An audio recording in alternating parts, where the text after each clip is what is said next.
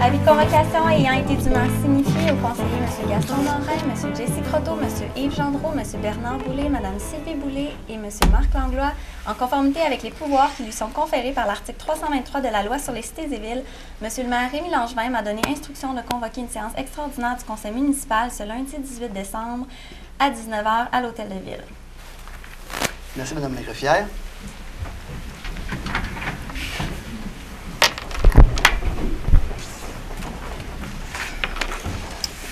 Alors, bonsoir les gens présents dans la salle. Ça me fait plaisir de vous recevoir pour la présentation du premier budget du maire et du premier budget du conseil municipal. Bienvenue également aux gens à la télévision qui vont nous regarder par le truchement de Cogeco Câble. Et puis, je vous souhaite une bonne écoute et puis on va procéder immédiatement à l'ouverture de notre séance extraordinaire pour la présentation du budget 2018. Madame la greffière. Résolution 2017-469 est d'adopter l'ordre du jour de la séance extraordinaire du 18 décembre 2017, telle que présentée. Alors, je prendrai une proposition pour l'ouverture, s'il vous plaît. Alors, je propose. Alors, Mme Sylvie Boulay, secondée par? Secondée par moi-même. Par M. Gaston Morin. Est-ce qu'il y a des questions? Est-ce que c'est adopté? Adopté. Adopté. Merci beaucoup. Alors, comme je vous disais, ce soir, c'est la présentation du discours du maire pour le budget 2018. Alors,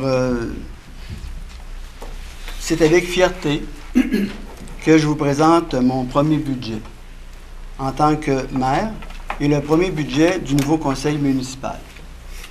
Je remercie sincèrement tous les membres de la direction, principalement Mme Nancy Gauthier, adjointe à la mairie, Mme Sandra Stéphanie Clavette, greffière, M. André Lévesque, directeur des finances, et M. Félix Michaud, directeur général, pour leur précieuse collaboration.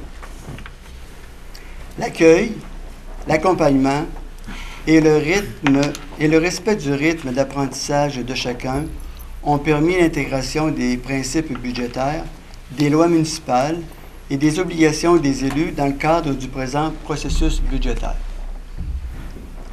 Je remercie chaleureusement les membres du conseil municipal pour leur disponibilité et leur participation tout au long du processus budgétaire. Ce fut un bel exercice démocratique très enrichissant.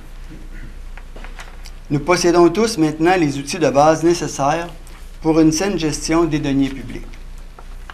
Une fois de plus, l'administration a dû faire de grands efforts pour réduire au maximum ses besoins tout en veillant à maintenir la qualité des services et à répondre aux orientations du conseil municipal nouvellement élu, soit de présenter un budget ayant un minimum d'impact sur le compte de taxes et l'équité des services offerts. Malgré tous ces efforts et devant des dépenses incompressibles, nous devons à nouveau puiser à même nos surplus pour garantir l'équilibre budgétaire.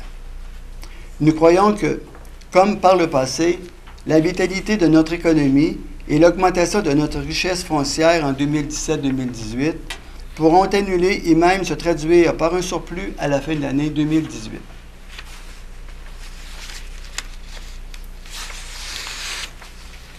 Devant ces constats répétitifs lors de l'élaboration du budget, dès janvier 2018, les membres du conseil municipal demandent à tout le personnel municipal d'optimiser et de revoir certaines pratiques au cours de l'année et de donner aux citoyens la même qualité de service, mais à moindre coût.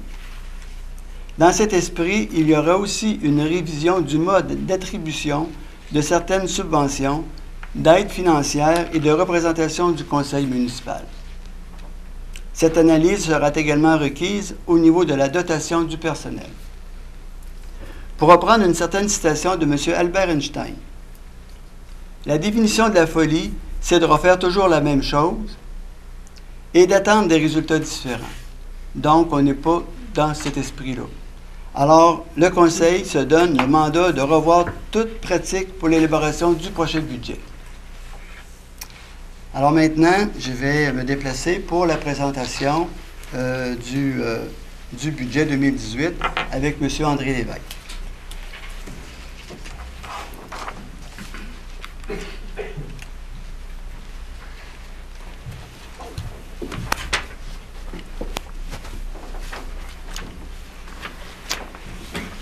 Bonsoir, M. Lévesque. Bonsoir.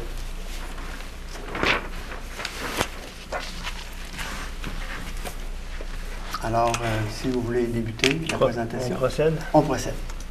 Donc, bonsoir les membres du conseil, bonsoir les gens à la maison, les gens dans la salle. Donc, on va tomber dans la portion chiffres des prévisions budgétaires de l'année 2018. Donc, comme M. le maire le disait tout à l'heure, le budget de l'année 2018 est un budget équilibré, c'est-à-dire qu'il y a une parité entre les recettes, les dépenses, de même que les affectations. Donc, les recettes totales de la municipalité s'élèveront en 2018 à 20 796 000 C'est une augmentation de 3,6 presque 3,7 par rapport aux prévisions budgétaires de l'année 2017. Au niveau des charges, c'est-à-dire les dépenses d'opération, ces dernières s'élèveront à 18 423 000 c'est 5,04 d'augmentation par rapport aux dépenses prévues de l'année 2017. Et finalement, au niveau des affectations, on assiste à une légère baisse. Les affectations, pour vous donner principalement, ce sont le remboursement de la dette à long terme, le remboursement de capital de l'année, de même que diverses opérations amènent nos excédents et nos réserves financières, dont le montant qui a été utilisé pour pouvoir balancer le budget cette année. Si on s'attarde plus particulièrement au niveau des dépenses par fonction, lorsqu'on parle par fonction, c'est des dépenses présentées en fonction des grandes opérations de la municipalité.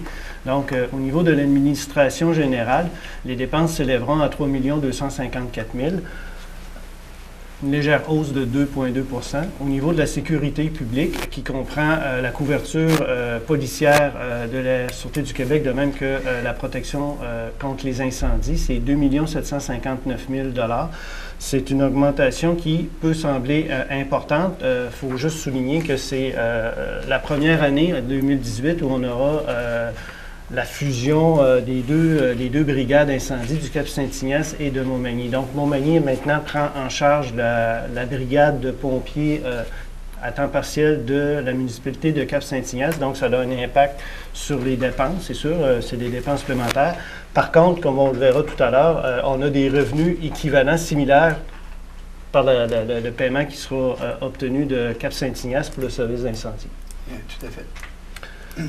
Donc, on a les dépenses en transport. Essentiellement, ce sont l'entretien du réseau routier, de même que le déneigement, la signalisation, l'éclairage des rues. On assiste également là à une augmentation à 2 950 000 2 950 000 c'est qu'il y a eu un réajustement là, au niveau de la prévision pour le pavage et les réparations de nids de poules au printemps. Donc, plutôt que d'aller puiser dans les excédents lorsqu'on arrive à la fin du budget en milieu d'année pour réparer les nids de poules, on est allé plus de façon plus logique en allant voir l'historique du montant nécessaire pour réparer les nids de poules et on l'a inclus au budget au moment de la préparation du budget pour éviter de faire des affectations, d'aller puiser dans les surplus en cours d'année. Hygiène du milieu, c'est les dépenses qui sont tarifées. Donc, sur votre compte de taxes, lorsque vous avez les taxes foncières, vous avez les tarifs par la suite pour la fourniture de l'eau, la distribution de l'eau, la captation et le traitement des eaux usées, de même que la gestion des matières résiduelles. C'est à 3 394 000 Là aussi, on a une augmentation. C'est une augmentation qui était prévue et attendue. C'est le traitement des matières résiduelles à la régie de traitement des matières résiduelles de la Mauricie, qui a augmenté ses tarifs, on le savait, là, donc c'est une dépense qui était prévue. Donc, c'est essentiellement là l'augmentation. Santé et bien-être, c'est la contribution au logement social à 193 000 Urbanisme et développement à 1 275 000 Et finalement, loisirs et culture, qui est quand même une grosse enveloppe financière à même notre budget, là, à 3 815 000 $. Finalement, les frais de financement, c'est-à-dire d'intérêt sur la dette à long terme, sont à 679 000 $, ce qui nous donne des dépenses globales de 18 423 000 $. Si on prend, c'est pas $1, là, on aurait pu avoir un beau dessin avec une scène, là, mais si on prend une tarte et on la subdivise en parts, chaque fonction s'accapare quand même une part de l'assiette de revenus, de dépenses de la municipalité. Ce qu'on peut voir, c'est qu'il y a quand même une certaine parité entre l'administration générale, l'hygiène du milieu, le transport, c'est quand même les trois gros éléments, de même que les loisirs et culture à 20 %. C'est un peu de cette façon qu'ils sont répartis les dépenses là, pour la municipalité. Si on prend ces mêmes dépenses-là, mais qu'on les présente plus par objet, c'est-à-dire par la nature de la dépense, donc on les présente différemment. Donc, la rémunération, les parts de l'employeur pour les employés de la municipalité, ça s'élèvera maintenant à 7 156 200. Transport et communication, c'est surtout les dépenses en télécommunication, la poste, etc. C'est à 476 000 $.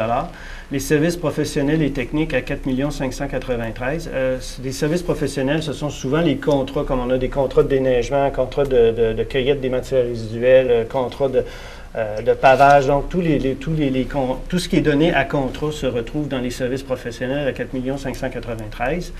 Location, entretien, réparation des bâtiments, des véhicules, etc., c'est à 1 305 000 $. Les biens non durables à 1 856 000 $. Lorsqu'on parle de biens non durables, ce sont essentiellement des produits chimiques, de l'asphalte, des biens qu'on achète qu'on utilise dans les opérations courantes de la municipalité. On a, comme je le disais tout à l'heure, les frais de financement à 679 000 $. Les contributions aux organismes municipaux. On parle de la contribution au fonctionnement de la MRC, de même que divers organismes comme la Société de développement économique de Montmagny pour 1 185 000 $. Et finalement, tous les autres organismes partenaires à qui la Ville achète des services pour 1 128 000 $. Et divers autres éléments là, pour 41 000 $. Donc, si on reprend encore la fameuse tarte qui répartit, je vais attirer votre attention. Si on prend la rémunération des employés à 32 % et on compare avec les services qui sont achetés à presque 25 %, c'est quand même une certaine parité. Donc, on a quand même des employés, mais aussi la Ville contracte avec des entrepreneurs locaux aussi pour offrir les services à la population. Donc, comme je disais tout à l'heure, il y a une hausse de 5 % de ces dépenses d'opération-là. C'est légèrement supérieur aux hausses qu'on a constatées dans les dernières années. Il y a eu un rajustement au niveau des quotes-parts demandés par la MRC de Montmagny. C'est près de 10 % cette année. C'est quand même important. Comme je le disais tout à l'heure, il y a eu l'intégration de la caserne du Cap-Saint-Ignace, des pompiers du Cap-Saint-Ignace, mais il y a des recettes en contrepartie. Ça a un impact à la hausse sur les dépenses, mais ça va avoir aussi un impact sur les recettes à la hausse également. Les produits chimiques utilisés pour l'eau potable, on voit quand même une très forte augmentation, 55 000 $. Le déneigement et le ramassage de la neige, on a un ajustement au budget prévu aussi de 18 000 $. Il y a les réservoirs de carburant qui ont été remplacés au garage, réservoirs de diesel et d'essence sans plomb. Donc, on a quand même un délai de 3 ans pour les retirer. Donc, on est arrivé à la fin du délai. Donc, il va falloir vraiment retirer ces réservoirs désaffectés là. Donc, c'est estimé à environ 60 000 $. Comme je le disais tout à l'heure, la gestion des matières résiduelles, c'est quand même presque 69 000 $ de plus de dépenses. Fait à signaler, on va le voir tout à l'heure, il n'y aura pas d'impact sur le tarif pour le citoyen. Là, cette augmentation-là est absorbée à même les opérations de la Ville. Finalement, la contribution à la Société de développement économique de Montmagny, de même que Communication régionale, là, qui ont été haussées de 80 000 $. Oui.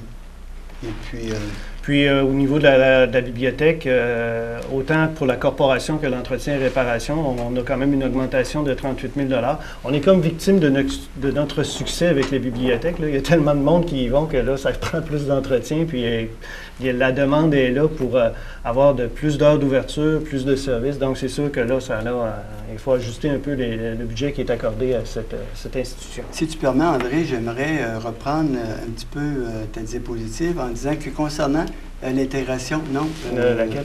Celle-là ici. OK. Concernant l'intégration de la caserne de Cap-Saint-Ignace, on voit qu'il apparaît un montant de 78 000. Comme André l'a expliqué, d'abord, on va voir un peu plus tard qu'on a des revenus qui sont supérieurs à la dépense, mais ce qu'il faut surtout retenir, c'est l'impact que ça a sur notre service incendie et de sécurité publique dans la région de Montmagny et la région de Cap-Saint-Ignace. Avec cette intégration des deux casernes, on se retrouve avec un service qui est intégré et qui est aussi coordonné lorsqu'on a à avoir une intervention dans une des deux municipalités. On a une équipe qui travaille de façon coordonnée, avec les mêmes règles d'intervention, avec les mêmes formations, avec la même discipline. Donc, ça devient un service beaucoup plus efficace et l'impact est davantage amélioré au niveau d'un incendie. Ça fait que la protection est meilleure pour la population. Et puis, en bout de ligne, bien, dans cette intégration-là, avec le temps, on va faire des économies parce qu'on va pouvoir partager, en plus qu'on partage les ressources humaines, bien, on partage aussi les équipements. Puis certains équipements on aurait dû renouveler, bien, on va pouvoir peut-être utiliser les équipements de l'autre caserne pour être complémentaires. Et en bout de ligne, tout le monde va être gagnant à long terme. Alors ça, c'est une bonne chose. Et aussi, lorsqu'on parlait tout à l'heure des matières résiduelles, bien, malgré la hausse, vous allez voir qu'on a prévu dans le passé des réserves pour justement venir contrer l'impact de ces hausses-là. On reçoit des retours sur la récupération. Vous savez, plus qu'on récupère, plus que la population travaille pour la récupération, bien, plus ça nous permet de recevoir des retours d'ascenseur sur l'économie qui est faite par rapport au site d'enfouissement. Moins qu'on enfouit, puis plus qu'on récupère, bien, plus on a la possibilité de recevoir des subventions pour la collecte sélective. Donc ça, bien, c'est des argents qu'on reçoit, qu'on met en réserve, justement pour venir supplier aux augmentations de l'enfouissement. Alors, c'est une bonne façon de gérer les deniers publics. Concernant la contribution à la SDE, ce qu'il faut surtout retenir, c'est pas 80 000 $, comme l'an passé, il y a une ressource qui avait été retirée du service, puis que cette année, on a réintroduit pour répondre à des besoins qui sont toujours croissants en termes de soutien au commerce, de formation, et aussi pour aussi tous les services de communication qui sont offerts à différents organismes. Donc, il y avait un besoin de rétablir une nouvelle ressource dans ce service-là. Alors, le 80 000 $, c'est pas comme un ajout, mais on a rétabli le budget qui était déjà utilisé antérieurement. Ça fait pas mal le tour des chiffres que je désirais, là, sur lesquels je désirais revenir concernant les dépenses de fonctionnement. Alors, on peut poursuivre. Donc, au niveau des recettes provisionnelles, donc, comme on l'a dit tout à l'heure, on a des recettes qui se cumulent à 20 796 000. Les grandes rubriques de recettes, bien, c'est sûr, il y a la taxe foncière générale à 12 042. Les tarifs pour les services municipaux, comme on disait tout à l'heure, l'eau, les égouts, les matières résiduelles à 4 605 000. Les enlieux de taxes, ce sont les sommes qui sont versées par des gouvernements fédéral et provincial. C'est des enlieux de taxes pour les bâtiments des gouvernements, donc les écoles, les hôpitaux, le palais de justice. Donc, on en a pour 1 333 000. Les services rendus, ce sont tous les autres services qui sont rendus à la population ou à des partenaires, comme on parlait tout à l'heure, la municipalité de Cap-Saint-Ignace, bien, ça fait partie des services rendus. Les revenus qu'on tire pour leur offrir un service de protection incendie sont dans les services rendus. Et finalement, les transferts, ce sont des sommes qu'on perçoit du gouvernement du Québec. Ils sont de deux natures. Il y a un montant en péréquation et un montant l'équivalent, dans le fond, des intérêts sur la dette à long terme pour la part, on va le voir un peu plus loin, là, la part des subventions du gouvernement du Québec au niveau des infrastructures dont la Ville doit emprunter à la place du gouvernement, et le gouvernement nous verse un montant sur 20 ans pour nous permettre, pour nous aider à payer cette dette à long terme-là qui, dans le fond, appartient au gouvernement du Québec. Effectivement. Donc, si on fait encore, on aime ça les tartes, hein, on arrive à la période des tourtières. Donc, si on regarde, c'est sûr, dans la répartition des revenus, c'est quand même important au niveau des taxes foncières. À 58 des recettes proviennent des taxes et les tarifs à 22 comme on parlait, M. le maire et moi, la semaine dernière, ce serait le fun de pouvoir diversifier nos sources de revenus, mais je pense que c'est un combat que toutes les villes du Québec essaient de diminuer l'importance des taxes pour financer les opérations, puis avoir d'autres sources de revenus, mais c'est quand même pas toujours évident d'essayer de trouver des sources de revenus alternatives à la taxation foncière. Effectivement, la taxe, c'est notre principal revenu. Si on avait d'autres types de revenus, comme on avait dans le passé, on avait des retours sur la taxe de vente, la taxe sur la TVQ puis la TPS.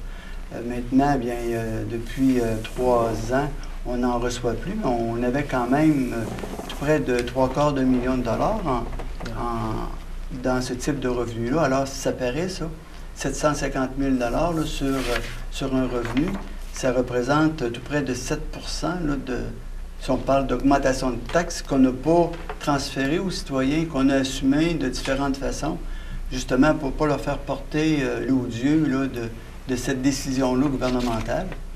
Alors, maintenant, qui sait, on aura peut-être un retour sur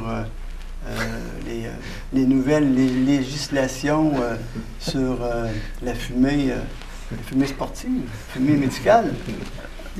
Qui sait? Alors, on verra bien si ça va nous donner des retombées, pas juste des retombées étourdissantes, mais des retombées monétaires.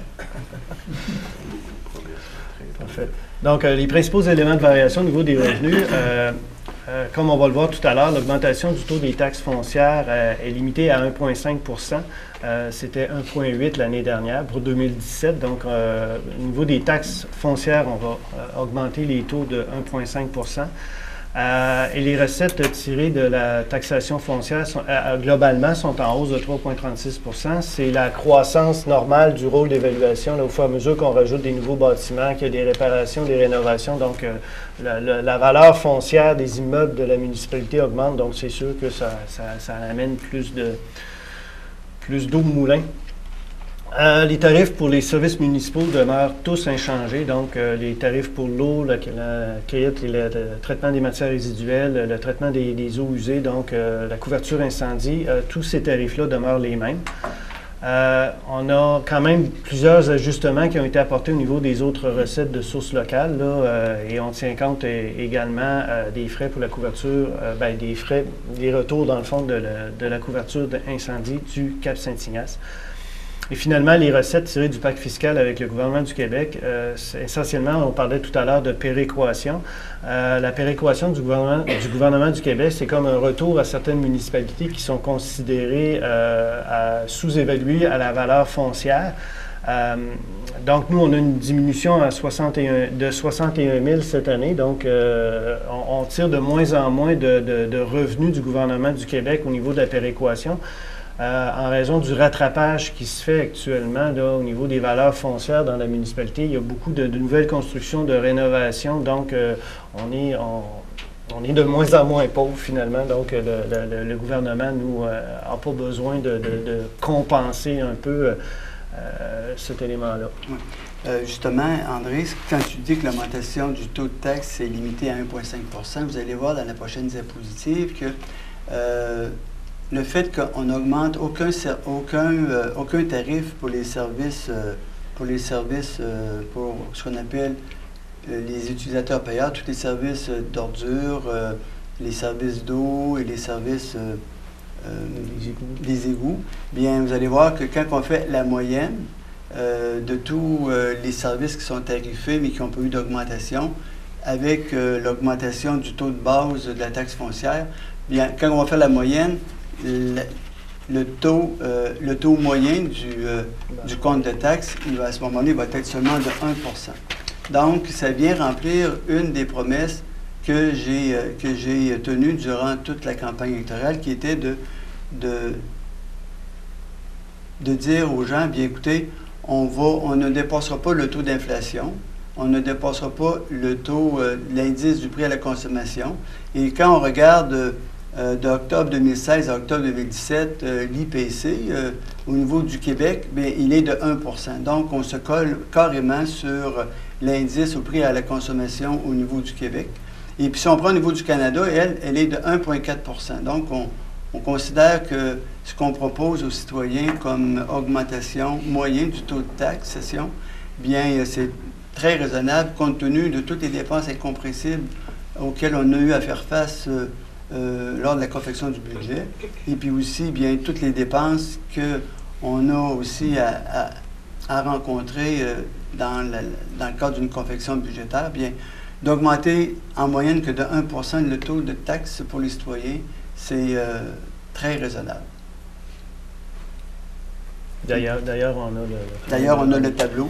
Donc, une image vaut 1000 mots. Ouais, c'est ça. J'aurais dû arrêter de parler puis présenter le tableau. Donc, ce tableau-là présente, si vous pouvez dire, M. le maire, présente la valeur foncière d'une résidence unifamiliale moyenne à Montmagny. Là, la moyenne, là, ça vaut 165 500 une unifamiliale à Montmagny. Donc, si on part de cette maison moyenne-là, et on compare le compte de taxes de 2017 par rapport à celui qui sera émis pour l'année 2018, bien, c'est 25 et 68 de plus là, sur le compte de taxes, donc à peu près 1 %. Oui, qui est, comme je le disais tout à l'heure, qui est très raisonnable compte tenu de tout le travail qu'on a eu à analyser. C'est vraiment une belle... C'est un beau budget. Pour l'année 2018, le conseil municipal a décidé de maintenir les facilités de paiement qui sont en place depuis quelques années. Donc, le paiement du compte de taxes en 4 versements, 2 versements en hiver, 2 versements en automne, un congé de versement pendant la période estivale. Et de même qu'un escompte de 1,5 % lorsque le contribuable paye la totalité du compte lors de la première échéance. Donc, en payant le compte complet à la première échéance, bien, on réduit le compte de 1,5 %. Est-ce qu'on peut se permettre, André, de dire que présentement, on est à réfléchir sur d'autres modes, d'autres possibilités de paiement du compte de taxes? On va analyser ensemble, avec le conseil municipal durant l'année, ce qui est possible d'offrir pour améliorer l'étalement du paiement du compte de taxes, tout en ayant en arrière-plan qu'il ne faut pas que ça coûte plus cher à l'administration municipale, parce que si on travaille pour réduire les dépenses, ben, il ne faut pas proposer un plan de paiement qui va occasionner des dépenses, mais si on est capable de trouver une façon de permettre aux gens d'étaler davantage le paiement des taxes foncières, bien, on va vous le proposer.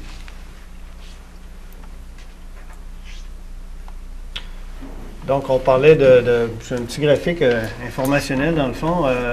Ce qu'on voit dans le fond, c'est au cours des dernières années, la ligne rouge en haut, c'est la progression des valeurs foncières, des rôles fonciers. Donc, c'est toujours par bloc de 3 ans parce que le rôle foncier est mis à jour à tous les 3 ans. Et entre les deux dépôts, c'est certain qu'il y a une progression là, suite aux rénovations et aux ajouts au parc immobilier de la ville. Donc, on voit une progression quand même constante des valeurs foncières. La ligne bleue, c'est la valeur du budget. Donc, on se tient toujours un petit peu en bas ou à peu près à 20 millions. Donc, offrir les services à la population, ça coûte environ toujours autour de 20 millions de dollars par année. Et la ligne verte, c'est le taux de la taxation, dans le fond, foncière. Donc, plus les valeurs foncières augmentent, bien, plus on va baisser les taux de la taxe foncière.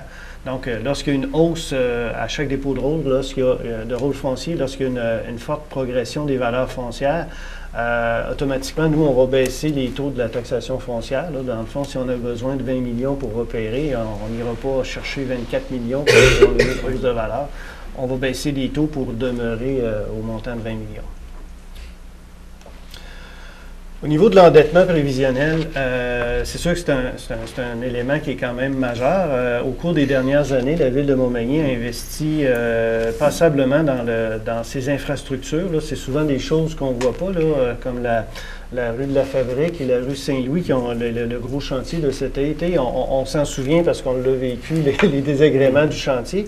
Mais à partir du printemps prochain, on va voir, c'est de l'asphalte neuve, mais c'est tout. Bien, il y a quand même des gros investissements dans le souterrain qui ne paraît pas souvent. Donc, c'est sûr qu'on va chercher souvent des subventions. Donc, comme je le disais tout à l'heure, on a la dette brute, c'est-à-dire la dette globale qui est émise par la Ville de Montmagny. On prévoit qu'elle a une légère diminution là, à partir de 2018 à 24 millions. Et la part du gouvernement du Québec, c'est-à-dire les sommes qui sont attendues du gouvernement du Québec pour les fameuses subventions à l'infrastructure vont s'élever à 3 923 000. Donc, ce qui fait une dette nette à la charge de la Ville de Montmagny, des citoyens de Montmagny, de 20 millions. Donc, c'est à peu près la parité avec le budget, c'est-à-dire on a un budget de 20 millions, une dette de 20 millions. Et le service de la dette, c'est-à-dire le paiement du capital et de l'intérêt, ça représente 2 825 000 $. Donc, c'est environ 13 ou 14 % du budget. C'est sûr que ça peut sembler élevé, mais ceux qui nous ont suivis au cours des dernières années, nous, on projette la dette sur 10 ans. On a toujours quand même, on suit l'endettement. Et lorsqu'il y a des gros projets d'infrastructures qui sont commandés, c'est souvent avec des programmes de subvention qu'on les fait. Et dans les projections qu'on avait faites, qui avaient été déposées au Conseil là, il y a quelques années, on avait vraiment identifié l'année 2016-2017 comme étant le sommet de l'endettement. Et ce qu'on prévoit, ça va être une diminution graduelle au cours des prochaines années. Principalement par la décision du conseil municipal de ne pas investir en infrastructure pour un montant supérieur au montant qui est remboursé en capital sur la dette annuellement. Donc, on rembourse 2 200 000 en capital cette année. Et comme on va le voir un peu plus loin, les investissements qui seront faits cette année, qui seront financés par la dette à long terme, vont être inférieur à ce montant-là. Donc, en maintenant ce rythme de croisière-là, on va quand même arriver à diminuer le niveau d'endettement de façon naturelle. On peut quasiment annoncer qu'au prochain budget, notre dette va être en bas du 20 millions. Après, hein, on peut quasiment l'annoncer. À moins d'une catastrophe majeure. Oui, d'une catastrophe majeure. Alors, ce qui est une bonne nouvelle en soi.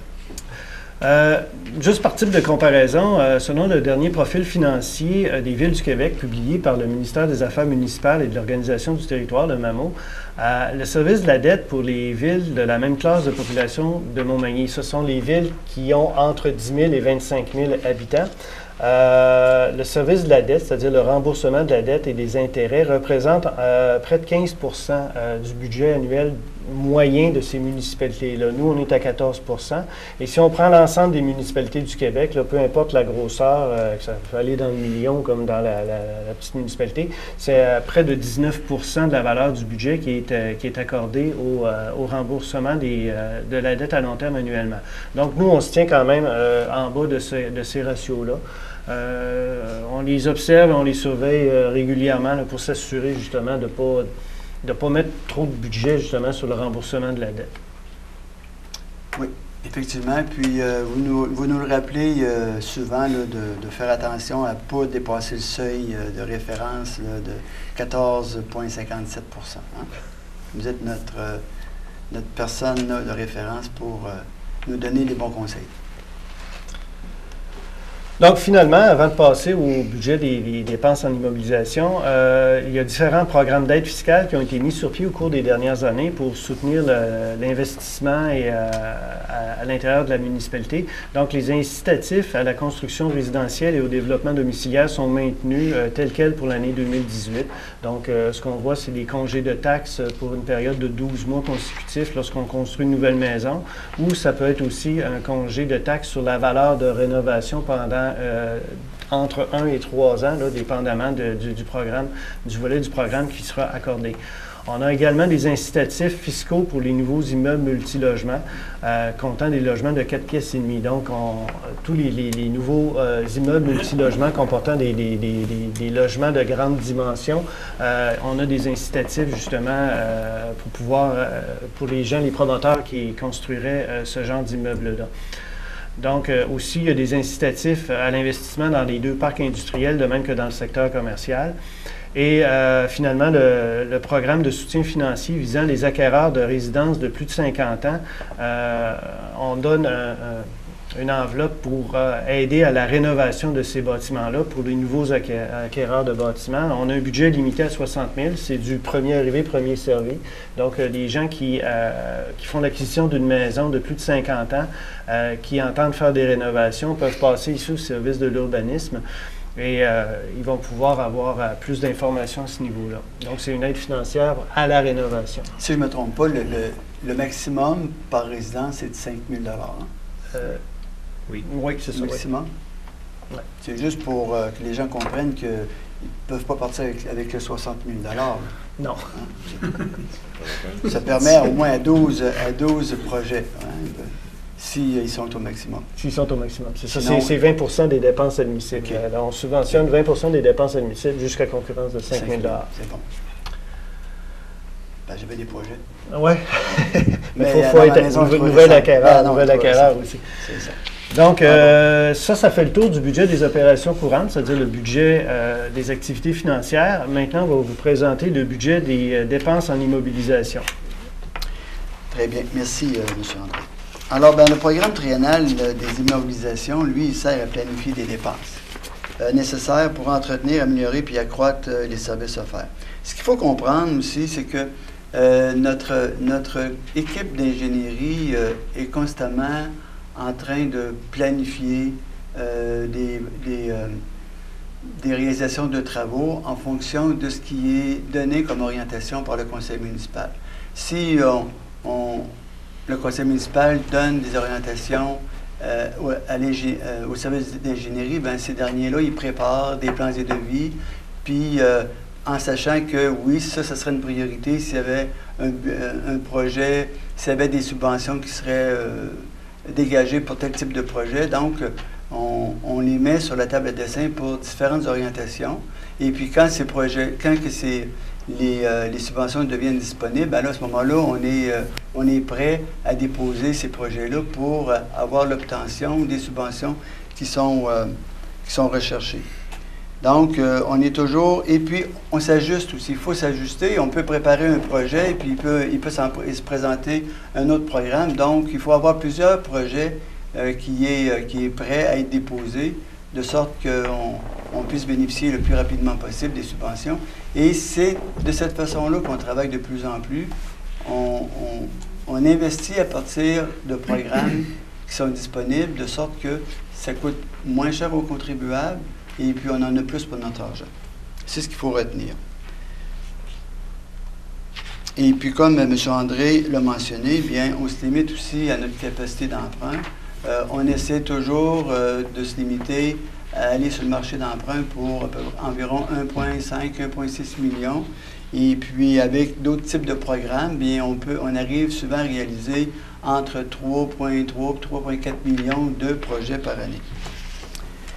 Alors, pour 2018, les investissements qui sont prévus sont les suivants. D'abord, la phase 4 de la piste piétonnière du boulevard Taché-Est, côté nord. Vous savez qu'on a débuté, mais on n'a pas terminé cet automne, les travaux d'aménagement de la piste piétonnière.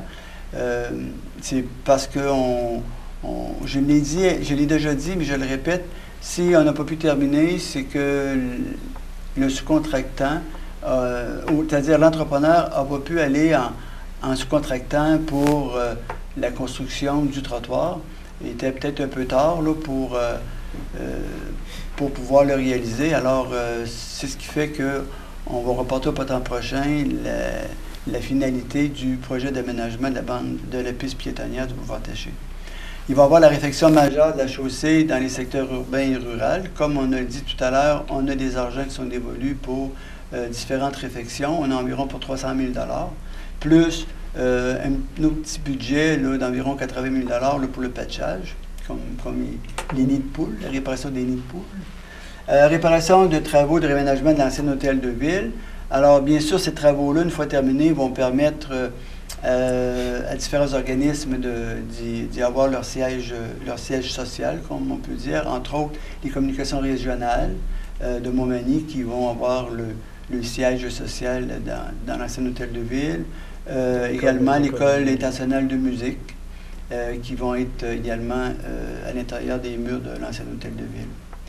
Il va y avoir la réfection de la station de pompage Chanoine-Brochu, la phase 2 du circuit des Trois Ponts. Alors, ça va débuter tout près du boulevard du Pont-Rivard. Alors, ça va être sur l'avenue Saint-Louis, en fait. Une bonne partie de l'avenue Saint-Louis. Il va y avoir la refonte du site Internet de la ville. Cette refonte-là va nous permettre d'avoir un peu plus de maniabilité avec des informations qu'on veut y inscrire, puis éventuellement permettre aux citoyens de pouvoir consulter sur notre site, justement, les ordres du jour des assemblées publiques qui sont présentées. Et puis même, si c'est possible, on va permettre à des citoyens aussi de même nous faire certains commentaires s'il y a lieu. Alors, ça va répondre à un besoin, semble-t-il. Alors, on est très ouvert. Ensuite, il va y avoir différents projets d'amélioration des parcs et des espaces verts. Et ensuite, on a le début des travaux de réfection des piscines municipales. Bien, vous savez qu'on a eu des subventions dans le cadre des fonds des petites collectivités. Donc, on va débuter la réfection des piscines municipales, c'est-à-dire la piscine de Roi-Blanche et Guylaine-Cloutier. Et réfection et réaménagement des chambres des joueurs à l'Aréna. Ça va permettre... Ça aussi, ça fait partie des subventions qu'on a reçues du Fonds des petites collectivités. Et un investissement majeur en 2018, à condition qu'on obtienne des subventions gouvernementales, c'est les travaux d'infrastructure majeures dans le secteur de la 4e rue. On projette de refaire ce secteur-là, à condition qu'on ait des confirmations d'aide gouvernementale entre la 3e avenue et la 6e avenue. Donc, ce serait une bonne partie du secteur de la 4e rue. Et vous allez voir un petit peu plus tard, lors de la séance publique, c'est-à-dire on va adopter lors de la séance publique ordinaire de tout à l'heure, après celle du budget, on va déposer 3 nouveaux projets dans le cadre du programme de rénovation des infrastructures sportives et récréatives. On va déposer 3 projets. Alors, si on a justement une réponse favorable à des demandes d'aide financière qui seront payées à 50 %, on va déposer 3 projets. Celui d'un projet de BMX dans le parc Saint-Nicolas, un projet de planche à roulettes devant la Maison des Jeunes, et puis un projet également de surface réfrigérée pour une patinoire dans le centre-ville, dans le parc de la mairie. Donc, ces 3 projets qui, je crois, vont plaire à toutes les couches de la population parce que ça nous est souvent demandé.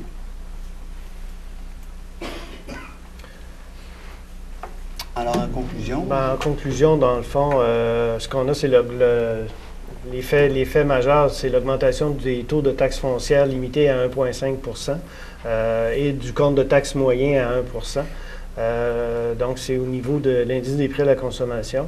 Et comme M. le maire l'indiquait, tous les investissements majeurs en infrastructure doivent être planifiés pour profiter au maximum des programmes de subventions gouvernementaux qui sont sur le marché actuellement. Exact. Et voilà.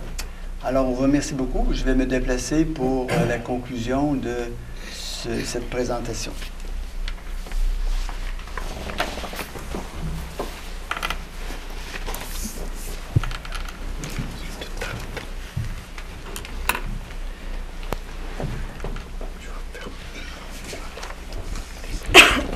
Alors, Madame la greffière, nous serions rendus à l'adoption des prévisions budgétaires.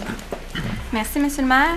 Résolution 2017-470 est d'adopter les prévisions budgétaires de la Ville de Montmagny couvrant l'exercice financier s'échelonnant du 1er janvier au 31 décembre 2018, comprenant des dépenses d'activités financières, du remboursement de la dette à long terme et des affectations à des réserves financières pour un montant totalisant 21 296 040 $, des recettes au montant de 20 796 040 $, de même qu'une appropriation à même les excédents de fonctionnement non affectés au montant de 500 000 $.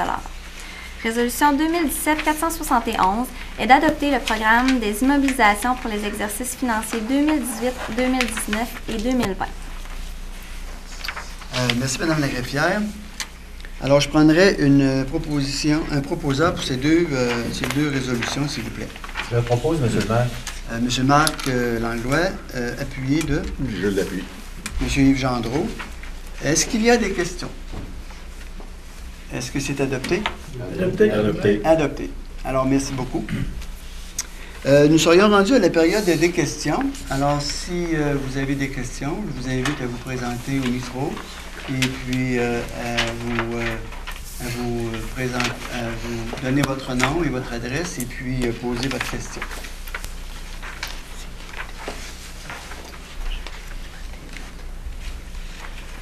Bonjour, Bruno Nicole, 377 boulevard Taché-Ouest. Bonsoir, M. Nicole. J'aurais quelques questions. Je vais au niveau des dépenses de fonctionnement, premièrement. La sécurité publique, est-ce qu'on peut avoir un petit peu le partage entre, mettons, le service de police, puis le reste, qu'on parle de sécurité publique en général, mais les pompiers, services d'incendie, protection? Oui, bien, concernant la sécurité publique, ce qu'on appelle la Sûreté du Québec, on est aux alentours de 1,2 million, si je ne me trompe pas. Si on veut ventiler, là. C'est 1,3 million, M. le maire. 1,3 million? Oui, ils ont augmenté encore. C'est pour ça. Mais j'ai déjà entendu 1,2 million, mais 1,3 million. Et puis, au niveau du service incendie... 1 284 000. C'est la différence? Non, parce qu'il y a quand même une portion sécurité civile, brigade scolaire, okay. C'est minime, là, mais ça se partage assez équitablement entre les deux services, c'est-à-dire la couverture policière et la protection incendie. OK, c'est bon. Je suppose qu'il revient des amendes, mais ça ne couvre pas les frais, là, parce que les amendes qui sont émises par les services de police dans le territoire de Montmagny, que ce soit à la ville ou je pense sur la 132 ou peu importe, mais là, dans un secteur qui appartient à la ville. Ce chiffre-là, est-ce qu'on peut... On a-tu... Bien, si on prend la rubrique, là, amende, pénalité, là, c'est environ près de 300 000 $. J'avais au niveau toujours des dépenses, au niveau de l'aménagement, urbanisme et développement. Ça comprend, vous avez passé vite tantôt sur ça comprend quoi exactement?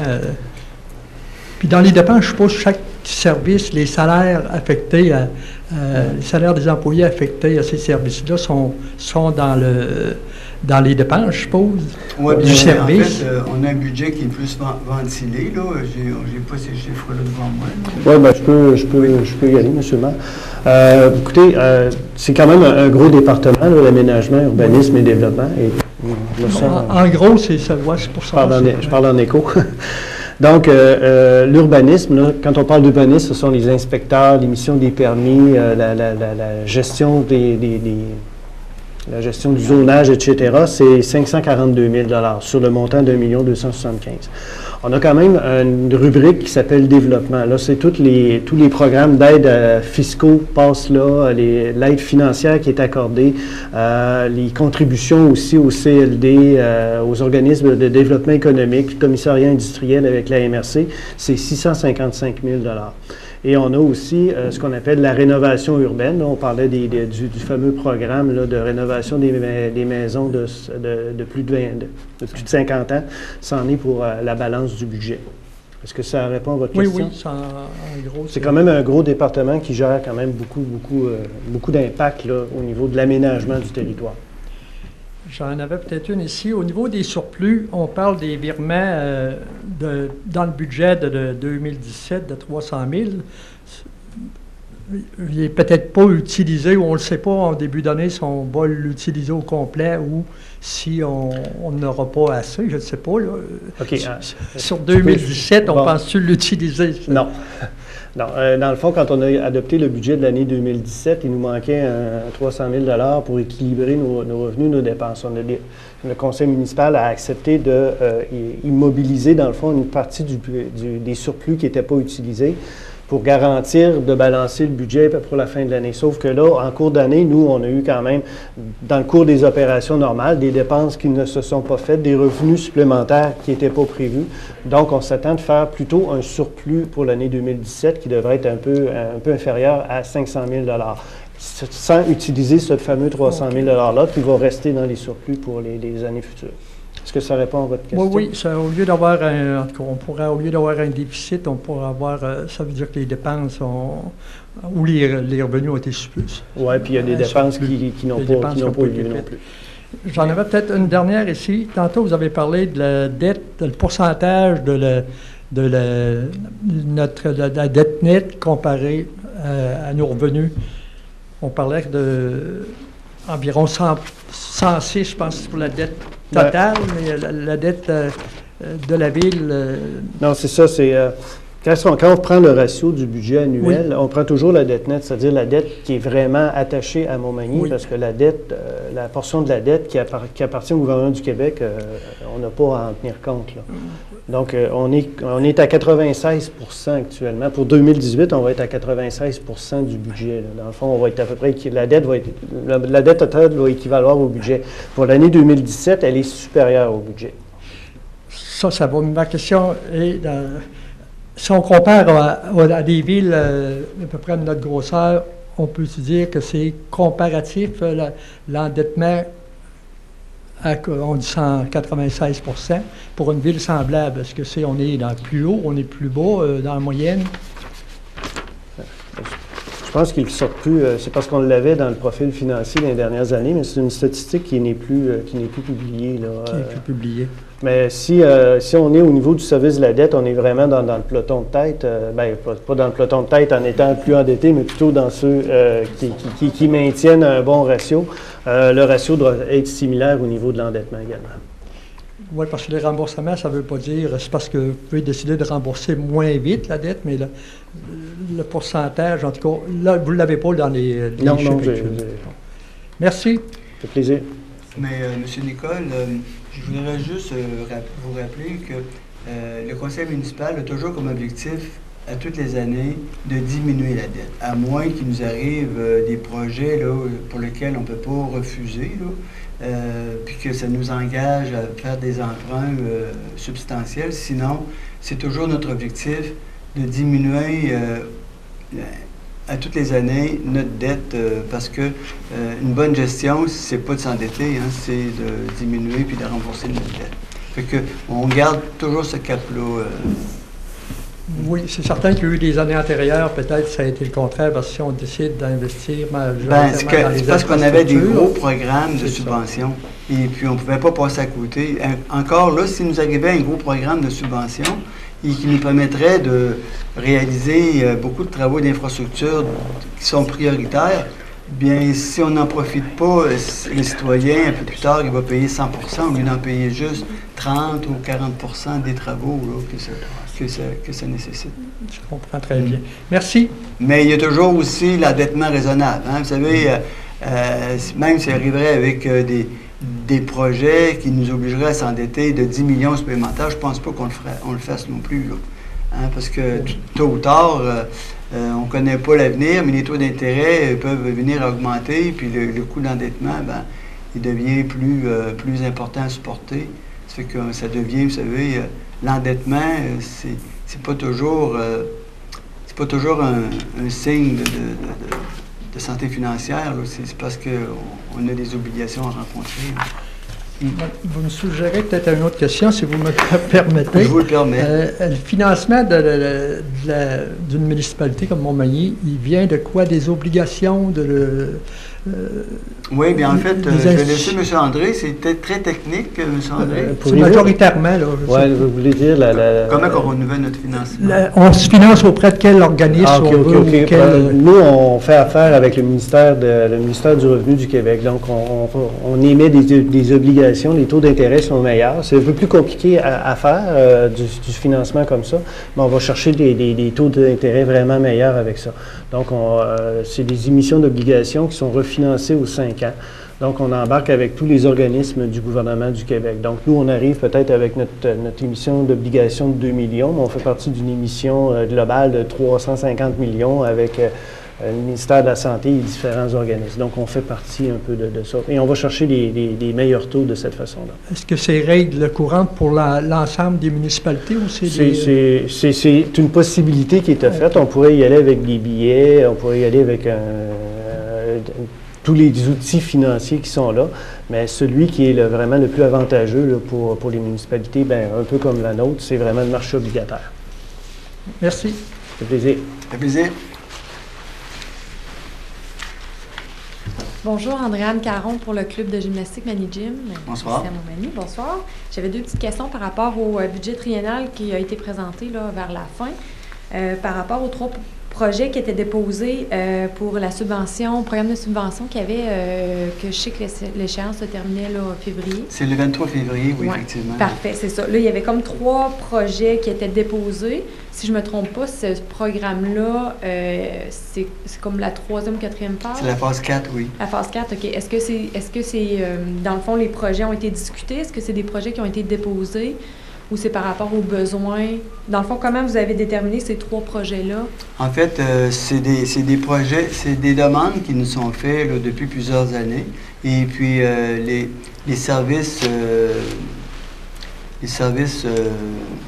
de loisirs nous ont soumis de déposer ces 3 projets-là, qui sont de moins de 100 000 $. Il faut savoir que lorsqu'on dépose un projet dans le cadre de ce programme-là, il faut au moins démontrer qu'on a le 50% du montant qui doit être déboursé pour la réalisation du projet.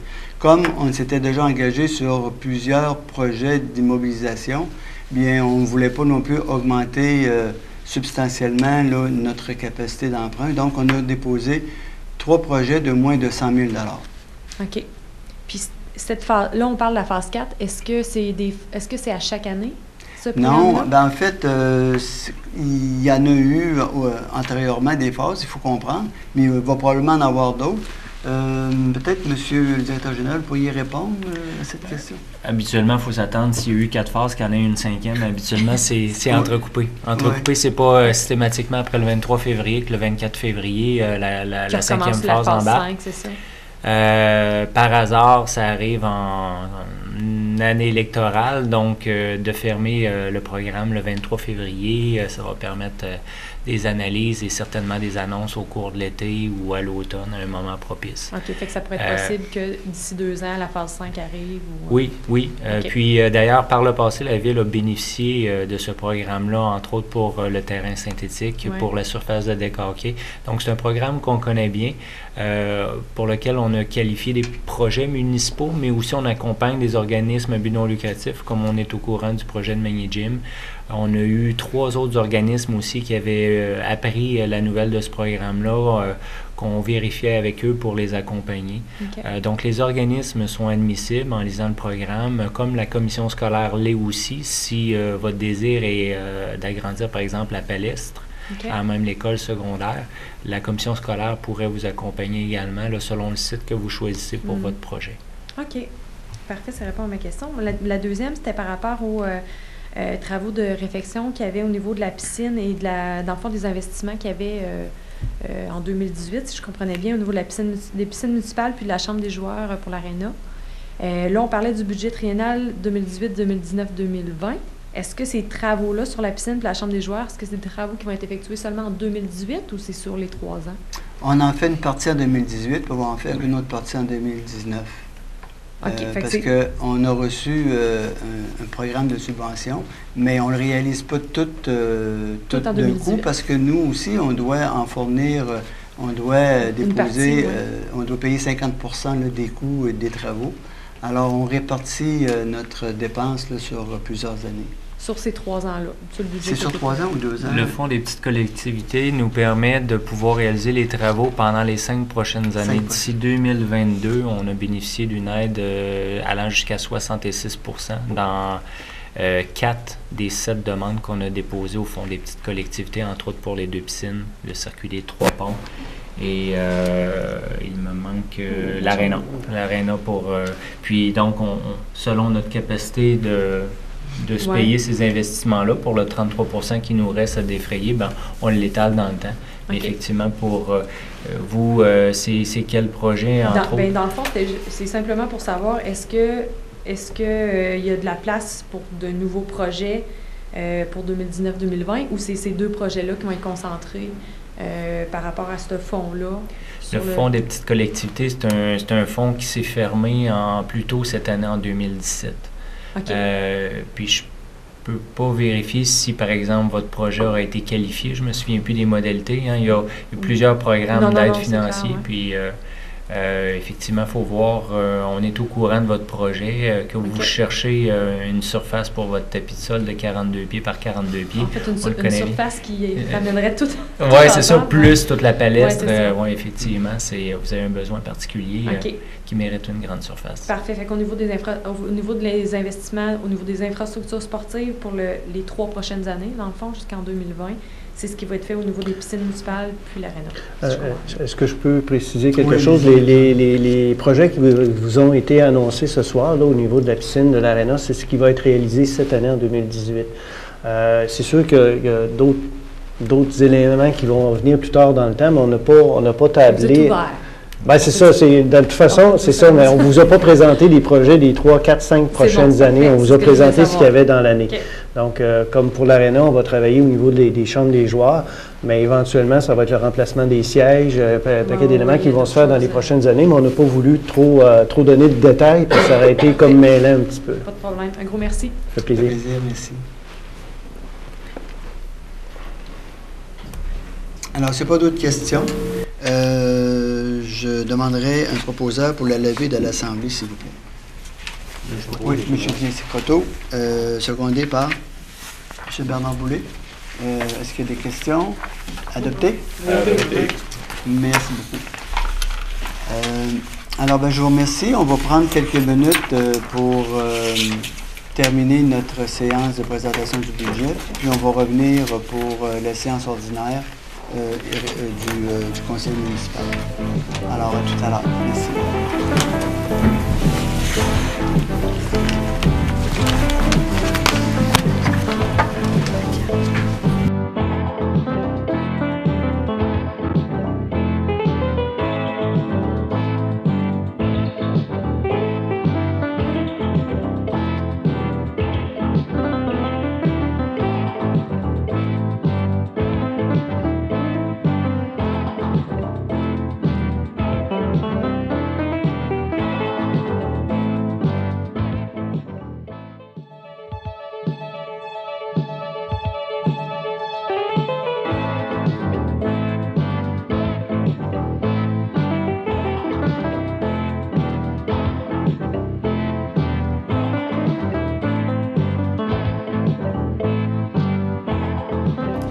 Avis de convocation ayant été dûment signifié à M. le maire Rémi Langevin et aux conseillers M. Gaston Morin, M. Jesse Croteau, M.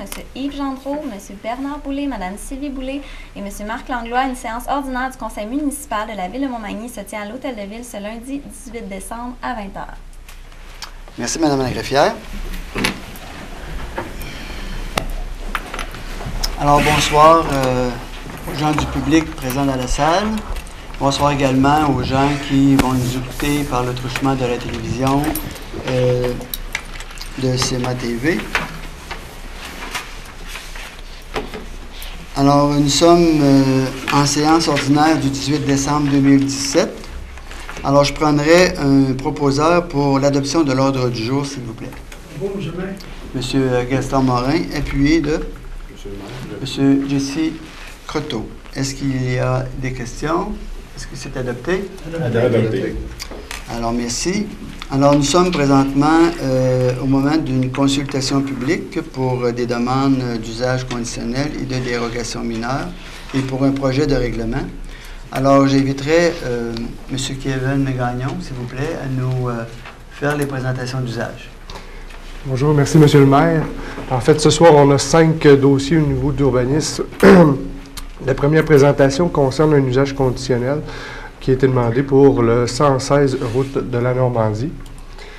Alors, vous voyez sur l'écran, tout simplement, que sur la route de la Normandie, dans la zone RBM 129, il y a des usages qui sont permis, il y a d'autres usages qui ne sont pas permis, et le 116 de la Normandie aimerait faire des usages qui ne sont pas permis présentement dans cette zone-là. Pour vous mettre en contexte, un usage conditionnel en la faveur de ce même terrain a déjà été autorisé, mais ne couvre pas l'étendue des activités qui sont pratiquées actuellement. Il y a déjà l'usage actuel. L'usage conditionnel actuel autorise sur ce lot l'usage industrie à nuisance limitée, aux conditions ci-dessous, c'est-à-dire qu'il doit être autorisé par la CPTAQ, qui est la Commission protectrice des territoires agricoles du Québec.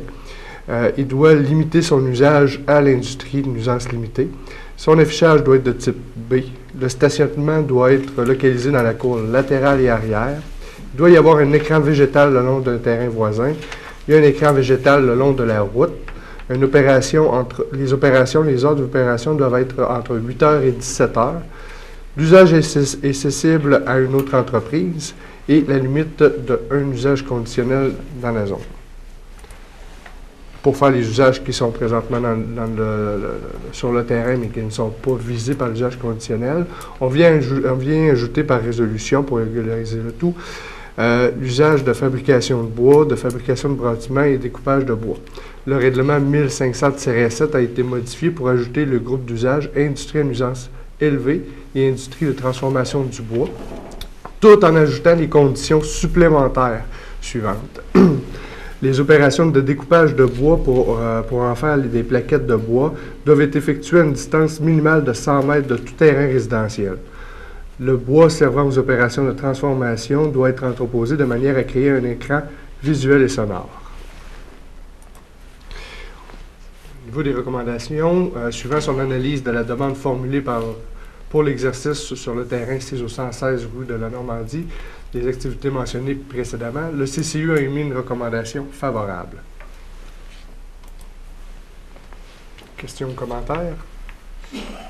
Alors, on est ici présentement à une période de questions ou de commentaires qui provenant de la salle. S'il y a des gens dans la salle qui ont des questions ou des commentaires ou des précisions à demander concernant la demande d'usage conditionnel pour le 116 rue de la Normandie, bien, vous pouvez venir vous présenter au micro, poser vos questions et puis on va se faire un plaisir d'y répondre avant qu'on passe à l'adoption.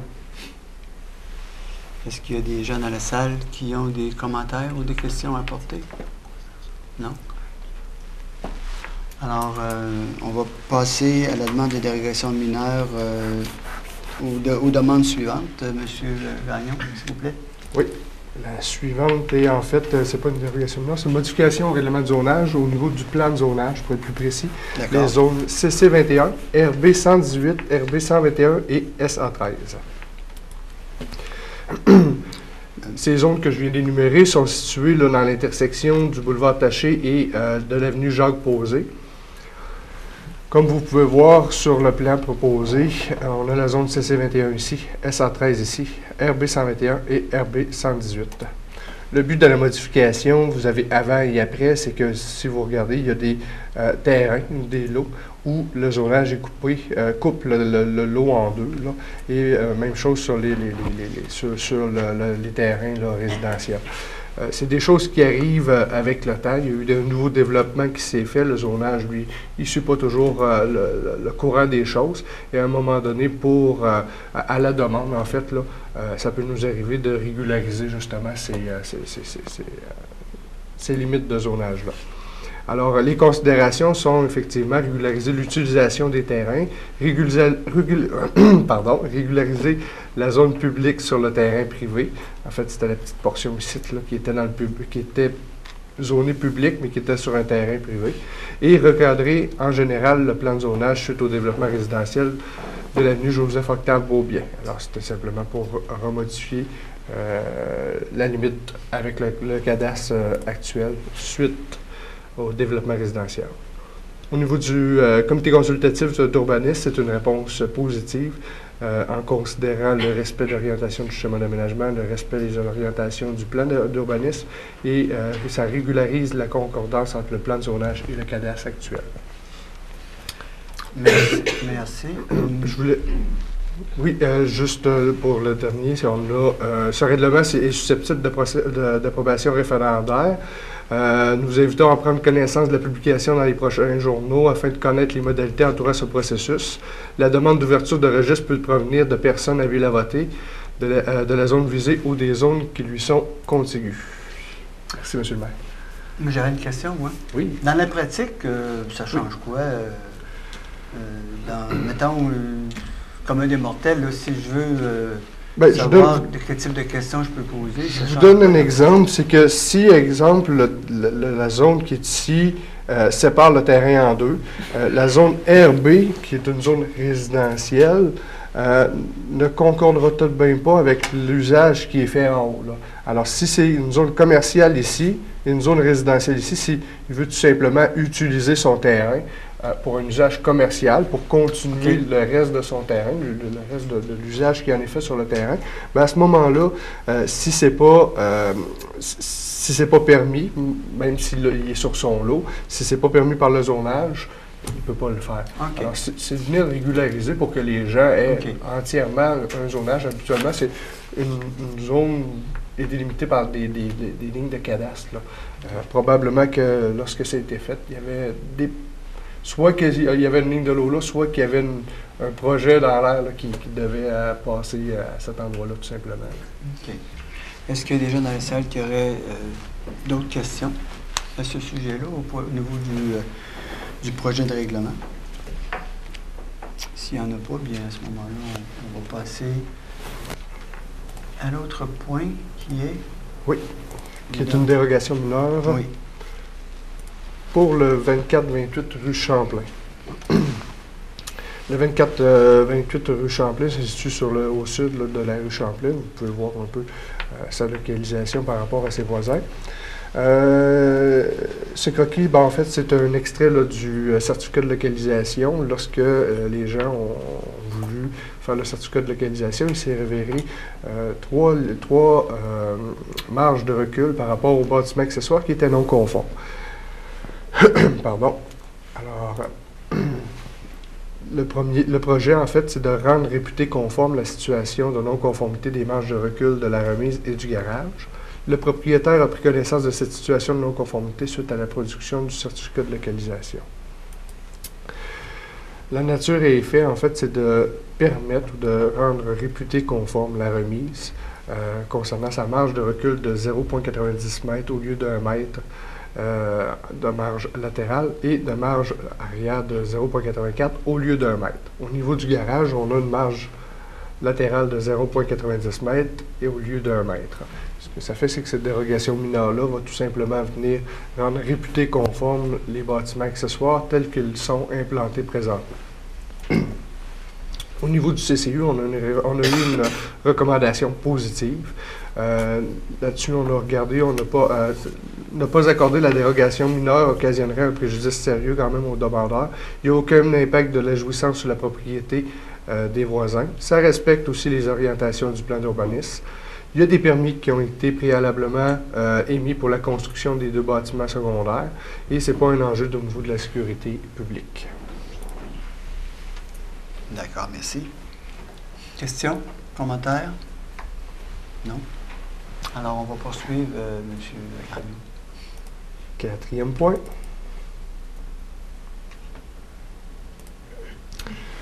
Toujours une nouvelle dérogation mineure. C'est au niveau de la route Jean-Baptiste Cazot. La route Jean-Baptiste Cazot, pour vous rappeler l'endroit où elle est présentement, c'est la route là, le noyau urbain ici, là, à Montmagny. Alors, si vous prenez le boulevard Taché en direction de Lévis, on a là, le Jean-Baptiste Cazot, tout près, juste avant là, le camping des Érables. Et le 90 se situe là, en bordure de l'échangeur de l'autoroute 20, tout simplement. Plus précisément, ici, on a l'autoroute, là, et puis le terrain situé concerné est juste ici, là, comme ça. Au niveau de la dérogation mineure, on parle d'un site là, de nouveau commerce, pour l'instant sous les bannières de Tim Hortons, Crevier et Plaine-Poutine. C'est un commerce à proximité de l'autoroute et la demande, le projet en fait, c'est l'implantation d'une enseigne de type pylône. Alors son projet, c'est tout simplement, là vous avez le projet dans son ensemble et puis ici on voit là, en rouge, là, ça serait le pylône qui serait positionné dans le but de voir de l'autoroute 20 dans les deux directions l'affichage afin de pouvoir utiliser les entrées là, convenables pour pouvoir aller à cet endroit-là. Ce que vous voyez, c'est effectivement le pylône qui a été demandé là, en question, avec les 3 bannières qui ont été énumérées précédemment. Là. Et vous voyez l'échelle d'une personne. C'est quand même considérable là, comme hauteur, mais il faut considérer que cette hauteur-là va venir être plus haut que l'échangeur. Alors les gens qui viennent, qui viennent mettons, de la Pocatière en direction ouest vont le voir au-dessus du talus et au-dessus de l'échangeur, vont pouvoir utiliser la sortie adéquate. Au niveau de la réglementation du zonage, il y a deux normes qui sont touchées par ça. C'est la hauteur maximale de l'enseigne, qui est de 13,6 mètres au lieu de 7,5, et une hauteur maximale de la structure de 27,64 mètres au lieu de 7,5. La nature et effet vient tout simplement dire de permettre l'affichage d'une hauteur, comme je vous disais, de 27,64 au lieu de 7,5, puis une hauteur d'une enseigne de 13,6 mètres au lieu de 7,5, tel que mentionné au règlement du zonage 1100 et ses amendements. Au niveau de la recommandation du CCU, elle était positive. Ça a été jugé là, comme point que ne pas accorder la dérogation mineure occasionnerait un préjudice sérieux au demandeur, aucun impact sur la jouissance du propriété des voisins. Ça respecte les orientations du plan d'urbanisme et il n'y a pas d'enjeu non plus pour la sécurité publique. D'accord. Questions, commentaires? Oui, est-ce qu'il y a des questions ou des commentaires dans la salle? Moi, j'en aurais un commentaire, c'est de dire, ben, finalement, je comprends que c'est pour permettre aux gens qui circulent sur l'autoroute de voir qu'il y a un commerce de l'autre bord du talus. Là. Effectivement, c'est le but de la demande, d'installer cette affiche. Sinon, il ne serait pas vu. C'est bon. Très bien. Alors, merci beaucoup, M. Gagnon, de vos présentations. C'était clair. Et puis. Hein? Oh, excusez-moi. Je ne voulais pas vous donner congé tout de suite. C'est pas grave, M. le maire. Dernière, j'ai fini après. Dérogation mineure pour le 102 rue Saint-Pierre. Le 102 rue Saint-Pierre, bon, vous voyez le noyau urbain, le 102 rue Saint-Pierre est sur la rue Saint-Pierre, à cette hauteur-là. Plus précisément, là, il fait l'intersection des 3 rues. Saint-Pierre, ici on a Deschamps et Sainte-Marguerite. Le but est de reconstruire un garage suite à l'affaissement du toit du garage, c'est-à-dire que le garage était là présentement. Il y avait des droits acquis pour être dérogatoire là où il est présentement. Par contre, comme l'affaissement du garage a amené l'affaissement du toit, la personne a voulu reconstruire son garage en entièreté et par le fait même perdu ses droits acquis. Alors, il vient demander une nouvelle dérogation afin de reconstruire le bâtiment là, un peu tel qu'il est, là, avec une certaine modification que je vais vous montrer un peu plus loin dans la diapositive. Alors, c'est le bâtiment en question. Alors, comme le bâtiment, comme l'immeuble en question est entouré de 3 rues, c'est un lot transversal d'angle. Il y a beaucoup de restrictions au niveau des marges de recul, c'est-à-dire que normalement, on a une marge de recul de 6 mètres de ce côté-là, 6 mètres de ce côté-ci et 6 mètres de ce côté-ci. Comme vous le voyez, dans le fond, c'est que le bâtiment, le garage qui est ici, il a été démoli et puis le demandeur veut tout simplement le reconstruire avec, comme je vous disais, une légère modification, c'est-à-dire un prolongement là, ici d'environ 1 pied là, de plus là, en profondeur. Ce qui n'affecte pas nécessairement la marge de recul puisque, comme vous le voyez, il y a un certain angle là, et la marge de recul la plus près est calculée ici, est à 4,20 m au lieu de 6 mètres. Là.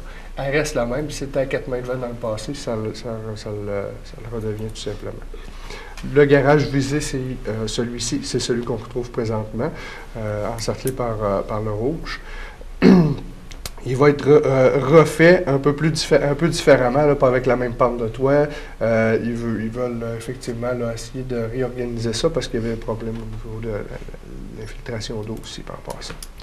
Alors, en gros, cette dérogation mineure-là est de permettre les marges de recul à 4,2 mètres en cours avant pour un bâtiment que ce soit, au lieu de 6 mètres. Au niveau du comité consultatif d'urbanisme, la recommandation est aussi positive. Les points présentés étaient surtout au niveau que ne pas accorder la dérogation mineure occasionnerait un préjudice sérieux au demandeur. Aucun impact à la jouissance du droit de propriété des voisins n'était vu.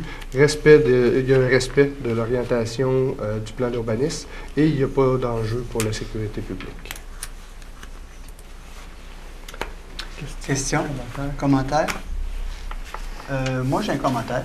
Oui. C'est drôle, hein? C'est moi qui ai des commentaires. C'est correct. En fait, ce qu'il faut comprendre là-dedans, c'est que quand on décide de modifier notre construction, notre maison, d'y apporter des ajouts, une démolition, toujours venir à la ville pour vous informer c'est quoi que ça prend avant de procéder à des travaux, parce que justement, en démolissant tous les murs, ils perdaient ses droits acquis. S'il avait gardé un mur, il aurait conservé... Non? Il faut garder 50 du 50 bâtiment. voyez-vous, alors, 50 de la valeur du bâtiment. Alors, voyez-vous, j'étais encore même pas bien informé moi-même. Alors, c'était important de venir vous renseigner avant de débuter des travaux quand même d'envergure, parce que ça peut parfois, là, ça va bien, mais des fois, ça peut ne pas toujours bien aller. Hein? Puis, finalement, on a des blâmes à apporter à la ville, sauf que c'est les propriétaires qui doivent s'assurer qu'ils sont conformes dans toutes les activités de construction qu'ils font. Donc, merci beaucoup. Il n'y a pas de commentaires, plus d'autres commentaires. Alors, merci, M. Gagnon. C'est moi qui vous remercie, M. C'était bien agréable de vous entendre. Alors, Mme la greffière, nous serions rendus au dépôt des rapports et des listes. Merci, M. le maire. D'abord, le dépôt du rapport des dépenses autorisées en vertu du règlement décrétant les règles de contrôle et de suivi budgétaire qui tiennent compte de délégations de pouvoir de dépenser selon une politique d'achat pour la période finissant le 14 décembre 2017. Puis le dépôt de la liste datée du 14 décembre 2017 énumérant les personnes engagées en vertu du pouvoir délégué au directeur général conformément à l'article 73.2 de la loi sur les cités et villes. Merci, Mme la greffière. Alors, ces deux dépôts ont été faits auprès des membres du conseil. Ça a été analysé. Les gens ont posé les questions qui étaient pertinentes pour leur compréhension. Les réponses ont été données. Donc, ce soir, bien, on les dépose de façon à ce qu'ils soient publics et pouvant être consultés par la population. Je serais rendu, Mme la greffière, aux propositions 474. Merci. Résolution 2017-474 est d'approuver le procès-verbal de la séance ordinaire du 4 décembre 2017. Les membres du Conseil déclarent avoir reçu copie du dit procès-verbal conformément à la loi et, en conséquence, déclarent l'avoir lu et renoncent à sa lecture. Résolution 2017-475 est d'autoriser le financement à même le fonds de roulement du coût excédentaire du projet de dépenses en immobilisation réalisé, soit le projet numéro 2017-023, et d'emprunter une somme totalisant 193 635,3 à même le fonds de roulement pour divers projets, le projet ainsi financé étant fermé. Résolution 2017-476 est d'approuver les prévisions budgétaires de la Régie intermunicipale de gestion des matières résiduelles de l'Île-et-Montmagny pour l'année 2018, lesquelles s'élèvent à 742 729 $. Merci. Concernant la résolution 475, ce qu'il faut comprendre ici, c'est qu'on a la possibilité de s'emprunter de l'argent pour réaliser certains travaux ou certaines acquisitions. Et puis, cet emprunt-là, bien, il est remboursé sur une période maximum de 10 ans, si je ne me trompe pas, Madame la greffière. Quand on s'emprunte dans le fonds de roulement? C'est 10 ans. C'est 10 ans. Donc, c'est une possibilité qu'on a sans aller sur le marché d'emprunt, puis on ne paye pas d'intérêt. Alors, je prendrai un proposeur pour les 3 résolutions, s'il vous plaît. Je le propose. M. Yves Gendreau, secondé par... Je vais les appuyer, M. le maire. M. Marc Langlois. Est-ce qu'il y a des questions? Est-ce que c'est d'adopter? Adopté. Merci. Résolution 2017-477 est de verser une aide financière additionnelle de 1 500 $ sur présentation des pièces justificatives à la compagnie Les Immeubles Guy Thibault dans le cadre du pouvoir accordé par l'article 92.1 de la Loi sur les compétences municipales à titre de contribution financière de la Ville de Montmagny à la poursuite des études et analyses liées à la production d'un plan de gestion de la zone inondable du secteur de l'avenue Saint-David et au suivi auprès du ministère du Développement durable, de l'Environnement et de la lutte au changement climatique, lequel plan pourra permettre éventuellement à la Ville de construire une nouvelle rue reliant les rues Jean-Rolando et Jean Proulx à l'avenue Saint-David. Résolution 2017-478 est de verser aux organismes à but non lucratif usagers de l'ARENA des subventions totalisant 127 773,18 représentant l'aide de fonctionnement accordée à ces organismes découlant de la tarification adoptée par la Ville de Montmagny pour l'utilisation de l'ARENA pendant la saison de glace automne 2017 et de verser à Natation Montmagny une subvention totalisant 6 187 $ représentant l'aide de fonctionnement accordée à cet organisme découlant de la tarification adoptée par la Ville de Montmagny pour l'utilisation de la piscine municipale Guylaine Cloutier pendant la saison automne 2017. Résolution 2017-479 est de confirmer le versement de contributions à divers organismes à but non lucratif totalisant un montant de 2 045 $. Résolution 2017-480 est d'autoriser le paiement des diverses dépenses du conseil municipal totalisant 4 263,47 $. Concernant la proposition 477, en fait, ici, c'est concernant l'aide financière additionnelle aux immeubles Guy Thibault. Ce qu'il faut comprendre, c'est qu'on est dans ce projet-là depuis le début de la démarche de M. Thibault concernant la zone inondable. Ce qui a été dit dans le projet de résolution, en fait, c'est pour permettre justement d'être capable d'utiliser cette partie de développement-là pour en faire, pour le rentabiliser, là, autant au niveau commercial qu'au niveau résidentiel. Alors, on est partenaire à 50 % pour les études environnementales.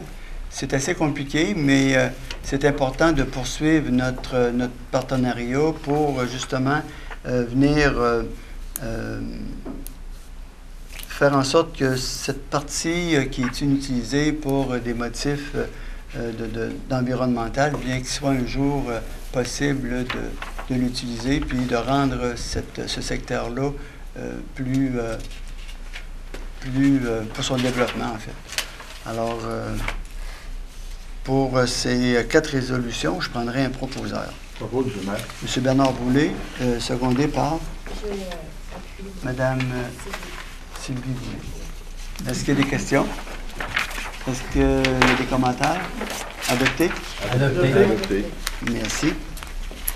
Résolution 2017-481 est d'attribuer respectivement les sièges numéros 1, 2 et 3 au comité consultatif d'urbanisme à M. René Têtu, Mme Emmanuelle Leblanc et M. Philippe Charret.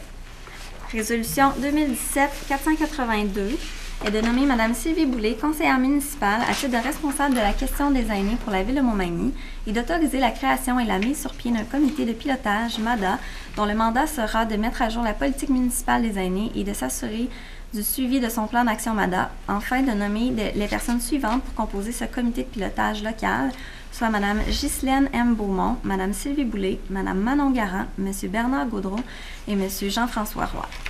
Résolution 2017-483 et que la Ville de Montmagny confirme son adhésion à l'une des mutuelles de l'UMQ en santé et sécurité du travail et s'engage à compléter pour l'UMQ, dans les délais fixés, toute documentation nécessaire à son adhésion à l'une des mutuelles, et que la Ville confirme son adhésion aux 2 regroupements de l'UMQ pour retenir les services professionnels d'actuaires et d'un consultant pour la gestion des mutuelles et confie à l'UMQ le processus menant à l'adjudication des 2 contrats. Merci, Mme la greffière. Je prendrai un proposeur pour ces 3 résolutions. M. Gaston Morin, appuyé de... Je veux l'appuyer, M. le maire. M. Yves Gendreau. Est-ce qu'il y a des questions? Est-ce que c'est d'adopter? Adopté, oui. Adopté.